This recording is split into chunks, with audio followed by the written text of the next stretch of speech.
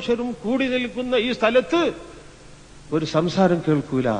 ആരും വേറൊരാളോടൊന്നും പറയുകയില്ല.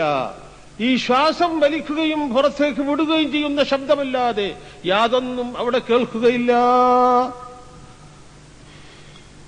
യൗമഇദിൻ ലാ തൻഫഉ ശഫാഅതു ഇല്ലാ മൻ അദിന ലഹു റഹ്മാനു വറളിയ ലഹു ഖൗലാ.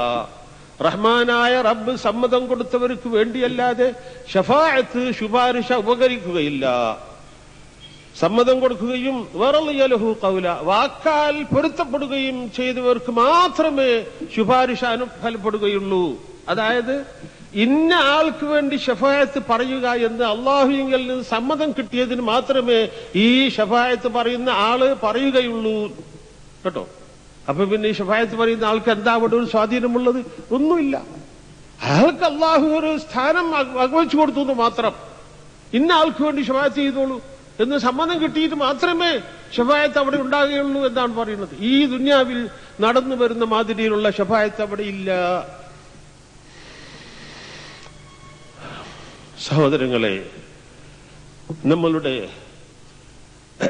മുമ്പിൽ ഉള്ള യഥാർത്ഥ വസ്തുതയാണത്. അതുകൊണ്ട് ആ സന്ദർഭത്തിൽ ഒരു വിധത്തിൽ കഴിച്ചിലാകാൻ തക്കവണ്ണം സൂക്ഷ്മത പാലിച്ച് ജീവിക്കുക. അള്ളാഹു നമ്മെ അനുഗ്രഹിക്കട്ടെ.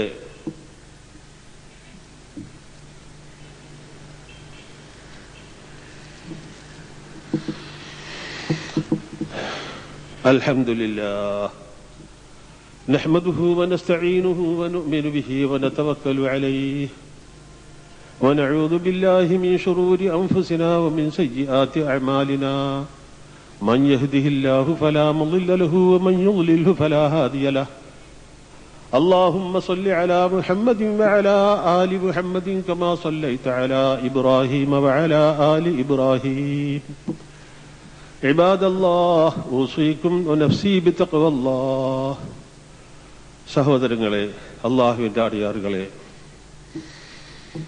ഇസ്ലാം ദീൻ ഈ തെക്ക് ഇന്ത്യയിൽ വളരെയധികം ആദരണീയനായ ഒരു അതിഥിയെ പോലെയാണ് വന്നത്.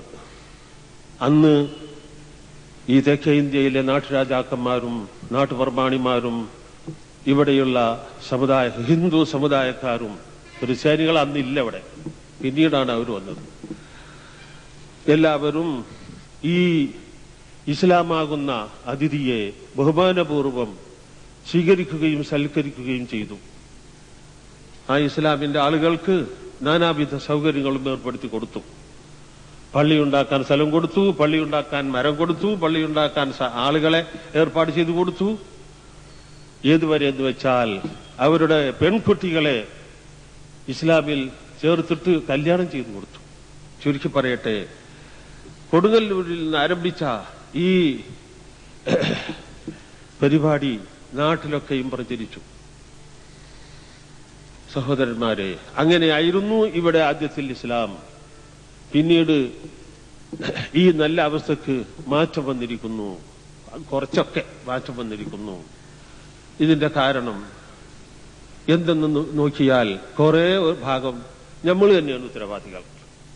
മുസ്ലിമുകൾ എന്ന് പറയുന്നവർ തന്നെയാണ് ഇതിന്റെ ഉത്തരവാദികൾ. ഈ മാറ്റം വരാൻ കാരണം, അതായത് ആദ്യകാലത്ത് വന്ന ആ സഹോദരങ്ങളെ പോലെ ഉള്ള ആ യഥാർത്ഥ ഇസ്ലാമിക ജീവിതത്തിൽ നിന്നും ആദർശത്തിൽ നിന്നും പെരുമാറ്റങ്ങളിൽ നിന്നും പെരുമാറ്റച്ചട്ടങ്ങളിൽ നിന്നുമൊക്കെ വ്യത്യാസം വന്നുപോയി. അതിൽ മുഖ്യമായ ഒരു വിഷയം ഞാൻ ഉണർത്തുന്നു.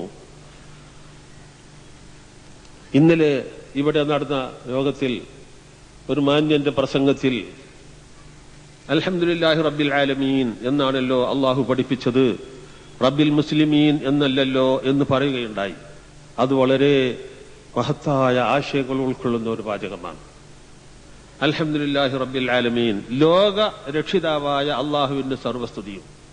ഈ ലോകത്തെ അള്ളാഹു സംരക്ഷിച്ചുകൊണ്ടിരിക്കുന്നതിന്റെ പേരിൽ നാം അള്ളാഹുവിനെ സ്തുതിക്കണം എന്നാണ്. നാം ഓരോരുത്തരും അള്ളാഹുവിനെ സ്തുതിക്കണം. ഈ ലോകം എന്ന് പറഞ്ഞതിൽ പെടാത്ത യാതൊരു വസ്തുവുമില്ല. എല്ലാ മനുഷ്യരും മറ്റു ജീവികളുമെല്ലാം അതിലുൾപ്പെടുന്നു. അപ്പോൾ ഇവിടെയുള്ള എല്ലാ മനുഷ്യരെയും മറ്റു ജീവികളെയും ആട്, മാട്, പൂച്ച, കോഴി മുതൽക്കുള്ള സർവ്വ ജന്തുക്കൾക്കും നമ്മളുടെ ശത്രുക്കളായി സംഗതിവശാൽ ശത്രുക്കളായി തീർന്നിട്ടുള്ള മനുഷ്യരിൽപ്പെട്ട നമ്മളെ മനുഷ്യർക്കും എല്ലാം ഇതിൽ പങ്കുണ്ട്. എല്ലാം ആലമീൻ എന്ന് പറഞ്ഞതിൽ അവരെല്ലാം ഉൾപ്പെടുന്നു. അവർക്കെല്ലാം അള്ളാഹുവിന്റെ സംരക്ഷണം കിട്ടുന്നതിനെ സംബന്ധിച്ച് നാം അള്ളാഹുവിനെ സ്തുതിക്കണം എന്നാകുന്നു പഠിപ്പിച്ചിരിക്കുന്നത്. ഇതിന്റെ അടിസ്ഥാനത്തിൽ മറ്റൊരു കാര്യം ഉണർത്തുന്നു. രാവിലെയും വൈകുന്നേരവും പതിവായി നാം പ്രാർത്ഥിക്കേണ്ട ഒരു വാചകം അള്ളാഹുവിന്റെ റസൂൽ നമ്മെ പഠിപ്പിച്ചിട്ടുണ്ട്. അല്ലാഹുമ്മ മാ അംസാ ബി മിൻ നിഅമത്തിൻ ഔ ബി അഹദിൻ മിൻ ഖൽഖിക ഫമിൻക വഹദക ലാ ശരീക ലക ലക്കൽ ഹംദു വലക ശുക്ർ. അല്ലാഹുമ്മ അല്ലാഹുവേ, മാ അംസാ ബി മിൻ നിഅമത്തിൻ ഔ ബി അഹദിൻ മിൻ ഖൽഖിക, എനിക്ക് അല്ലെങ്കിൽ നിന്റെ സൃഷ്ടികളിൽ ആർക്കെങ്കിലും ഈ സന്ധ്യാസമയത്ത് എന്തെല്ലാം സുഖവും സന്തോഷവും അനുഭവപ്പെട്ടുകൊണ്ടിരിക്കുന്നുണ്ടോ അതൊക്കെയും ഫമിങ്ക നിന്റെ വക്കൽ നിന്ന് മാത്രമാകുന്നു. വഹദക, നീ തനിയെ, നീ ഒറ്റക്കാണ് ഈ അനുഗ്രഹങ്ങളെല്ലാം നൽകിക്കൊണ്ടിരിക്കുന്നത്. ലാ ശരീക ലക, നിനക്ക് യാതൊരു കൂറുകാരുമില്ല. ലക്കൽ ഹംദു, നിനക്ക് സ്തുതി, വലക ശുക്രു, നിനക്ക് നന്ദി എന്നിപ്രകാരം വൈകുന്നേരം പ്രാർത്ഥിക്കണം. രാവിലെയും അതുപോലെ തന്നെ. പക്ഷേ അംസ എന്നതിന് പകരം അസ്ബഹ എന്ന് പറയാനാണ് കൽപ്പിച്ചത്. അപ്പോൾ അതിന്റെ ആശയം അല്ലാഹുമ്മ മാ അസ്ബഹ ബി മിൻ നിഅമത്തിൻ ഔ ബി അഹദിൻ മിൻ ഖൽഖിക, അല്ലാഹുവേ, എനിക്ക് അല്ലെങ്കിൽ നിന്റെ സൃഷ്ടികളിൽ ആർക്കെങ്കിലും ഈ പ്രഭാത വേളയിൽ സൂര്യൻ ഉദിച്ച് നാടൊക്കെ പ്രകാശം പരക്കുന്ന ഈ സന്ദർഭത്തിൽ എന്തെല്ലാം സുഖവും സന്തോഷവും അനുഭവപ്പെട്ടുകൊണ്ടിരിക്കുന്നുണ്ടോ ഫമിങ്ക വഹദക, അതൊക്കെയും നിന്റെ വകയാകുന്നു. നീ തനിച്ചാകുന്നു, ഒറ്റക്കാകുന്നു ഈ അനുഗ്രഹങ്ങളെല്ലാം നൽകുന്നത്. ലാ ശരീക ലക, നിനക്ക് കൂറുകാരില്ല. ലക്കൽ ഹംദു, നിനക്ക് സ്തുതി. വലക ശുക്രു, നിനക്ക് നന്ദി. സഹോദരങ്ങളെ, അള്ളാഹുവിന്റെ റസൂൽ ഇവിടെ പഠിപ്പിച്ചിരിക്കുന്നത് എന്താണ്? നാം അനുഭവിക്കുന്ന അനുഗ്രഹങ്ങൾക്ക് നന്ദി പറഞ്ഞാൽ പോരാ. എന്റെ വീട്ടുകാരോ കുടുംബക്കാരോ നാട്ടുകാരോ സമുദായക്കാരോ അനുഭവിക്കുന്ന അനുഗ്രഹങ്ങൾക്ക് നന്ദി പറഞ്ഞാൽ പോരാ. ഇവിടെയുള്ള ഹിന്ദുക്കളും ക്രിസ്ത്യാനികളും ബുദ്ധ സമുദായക്കാരും എന്ന് വേണ്ട എല്ലാ മനുഷ്യരും, മാട്, പൂച്ച, നായ മുതലായ ജീവികൾ വരെ എന്തെല്ലാം സുഖവും സന്തോഷവും അനുഭവിക്കുന്നുണ്ടോ അതിനൊക്കെയും ഞാനും നിങ്ങൾ ഓരോരുത്തരും അള്ളാഹുവിന് ശുക്ർ പറയണമെന്നാണ് ഇവിടെ പഠിപ്പിച്ചിരിക്കുന്നത്. ഇത്ര മഹത്തായ ആദർശം ഉൾക്കൊള്ളുന്ന ഒരു കൂട്ടരുടെ വക്കൽ വർഗീയത്വത്തിന് സ്ഥാനമില്ല. വർഗീയത്വത്തിന്റെയും തീവ്രവാദത്തിന്റെയും വേര് ജനഹൃദയങ്ങളിൽ നിന്ന് പറിച്ചെറിയുകയാണ് ഇതുമൂലം അള്ളാഹുവും അള്ളാഹുവിന്റെ പ്രവാചകനും ചെയ്തിരിക്കുന്നത്.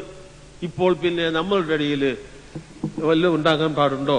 എന്നാൽ ചിലരുടെ വക്കൽ നിന്ന് ചിലതെല്ലാം ഉണ്ടായി. അതൊക്കെ വിസ്തരിച്ച് പറയേണ്ട അവസരമല്ലല്ലോ ഇത്. അത് കാരണത്താൽ നമുക്ക് പല ദുരനുഭവങ്ങൾക്കും ഇടയായിട്ടുണ്ട്. അത് മാത്രമല്ല, വേറെ